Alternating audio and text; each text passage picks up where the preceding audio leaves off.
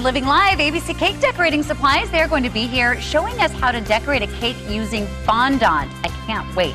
And if losing weight is a struggle for you, we're going to tell you about a program specifically designed for you. Plus, we're giving away tickets to see Sade and John Legend in concert.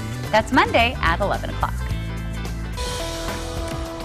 Well, just in time for the weekend, movie critic David at Snak Bar has all kinds of movie reviews, including a couple of scary movies, Fright Night and Don't Be Afraid of the Dark, plus a pretty suspenseful movie. I hear there's a comedy in there. There is, really? You did a lot of movie watching in the last couple of weeks. There's been a lot of them, and at this time of year, there's not a lot of good ones, but we're going to start with a really good one called The Guard.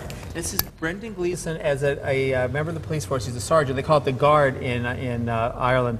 And he's a little cantankerous, a little racist, a little not what you want in a cop. But the FBI comes to town because there's a big cocaine shipment thereafter, and he has to work with one of the agents. It's really, really well done. They're here. You ever been shot before? Yeah.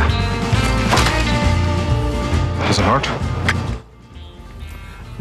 Brendan Gleeson is absolutely brilliant in this. I think he should be up for an Oscar. And then Don Cheadle is terrific. There is some action. Mark Strong is also very good as a bad guy. But it's just the acting. They're just so good together. And he is so obnoxious. And Cheadle, the way he deals with it back and forth. And it's just a wonderful, wonderful film. Well written, well acted, and really worth the trip to Harkins Camelview to see. Really? It's called The Guard. 4 bags of popcorn. One of the better films of the year, of this year. Maybe even my top 10 for the entire year. Oh, okay. Well, so far it is. We'll see what happens. That's a resounding endorsement. Yeah, it's very good. Okay, Don't Be Afraid of the Dark. Which I'm not. Neither am I. I sit in dark rooms all the time.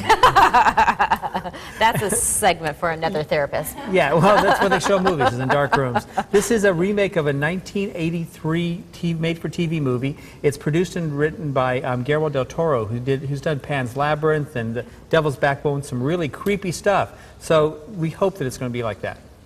Uh-oh. Oh. Yeah. They don't like bright lights, you know. Those things. They don't.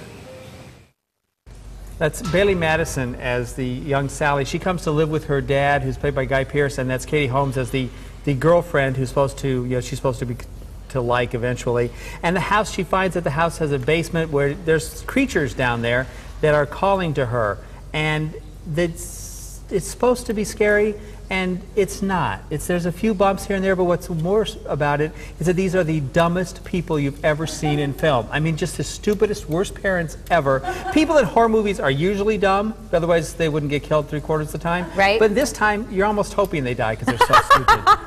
Don't be afraid of the dark. And if they don't, you're trying to think of a way that you could do it. Exactly. Don't be afraid of the dark. 2 bags, and I only give it the second one because I kind of like the cast, and there was a couple of moments. But other than that, it's not really worth the time. A Katie Holmes fan, huh? Yeah, I like Katie Holmes. Bailey Madison's also good. All right. Well, the next one is the comedy, Our Idiot Brother. Okay. And we all have one of those. Paul Rudd plays a guy. I gotta get back to work on the Tamian. What? Tamian. It's a cross-pollination between a tomato and onion. Well, think of the time it'll save when you're making spaghetti sauce. Paul Rudd plays this guy who's the sweetest guy in the world, but he's not the brightest. Right here, you see the beginning of the movie. He's selling. Doesn't even look like him. Well, he's going to sell this policeman in full uniform marijuana and doesn't expect to get arrested. So he ends up in prison, and it goes from there. And then when he gets out of prison, he has to go stay with his family. His sisters are played by Zooey Deschanel, Elizabeth Banks, Emily Mortimer. Terrific cast. And like I said, of course, that's a juice bottle that he's squeezing to make it look like. So there are funny moments, and it's a terrific cast. And of course, he causes problems with all of their families, with how honest and truthful he is in pointing things out. It's really interesting. It's funny. It'll leave you kind of happy. 3 bags of popcorn. It's almost great, but it's definitely worth the time. Oh, I hope that little clip is not played in the commercial in my home. Oh, it's played in the commercial all over the place. I will not have the TV on until this is out of the theaters. I have a little boy in my house that would like nothing more than to recreate that with his brother. Yeah, they will definitely do that. Okay, Fright Night. Fright Night, actually, this is another remake of another 1980s scary movie. It's about a guy this high school kid, he's finally getting into his own, and it determines that his next door neighbor is a vampire, and he has to figure out how to take care of it from there. I'm gonna end him or he's gonna end me. That's how it's gonna be.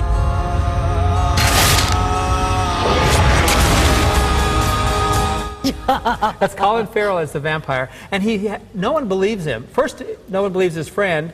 he won't even believe his friend until his friend is killed. And then this is where that happens. And then he realizes that the next door neighbor is a vampire. So he goes looking for help, and he goes to Vegas.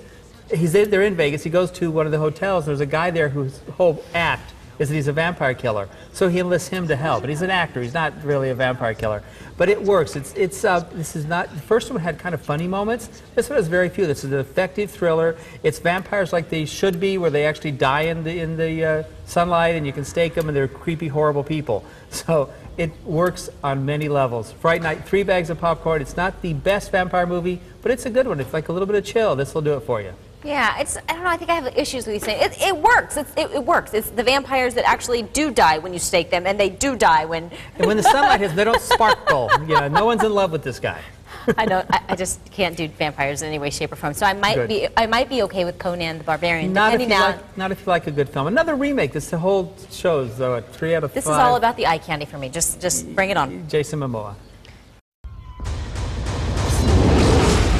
Everyone will kneel before me. That's the man who killed my father. Jason Momoa, who I remember from Stargate Atlantis, but I guess he's also on Game of Thrones and was on Baywatch. He is the new Conan. His family is wiped out, and he becomes a warrior, and he wants revenge on the guy who did it. And of course, that's what he goes after. There's witches, there's dragons, you saw, there's all giant snakes, there's swords fighting, and it's just one of the worst movies you'll see in a long time. And again, 2 bags of popcorn, because I kind of like the girl eye candy. You go for the guy eye candy, and that's why it gets 2 bags of popcorn. Yeah. But that's about it. There's no other reason to see it. I just like that picture even right there. Well, I can't knock that. Yeah, can't knock that. And then we have, one more? The Whistleblower, right? The Whistleblower. This is an interesting film. It's based on a true story of a cop from Nebraska who goes to Bosnia to be a UN peacekeeper.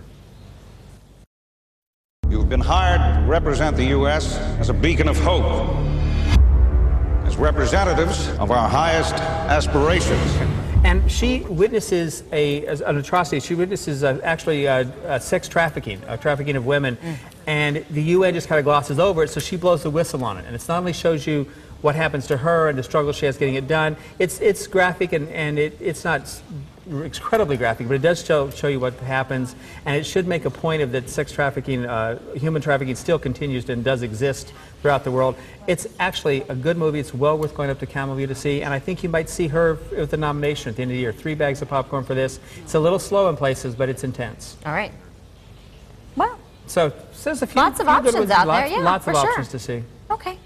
Well, what are you going to review next week? I don't know. We'll be here next week. It's 2 weeks. Well, I know, but you've got a busy schedule. Yeah, I'm seeing like 6 or 8 movies every week. So Can't keep track. All right, Andy. All right, take us with you, David.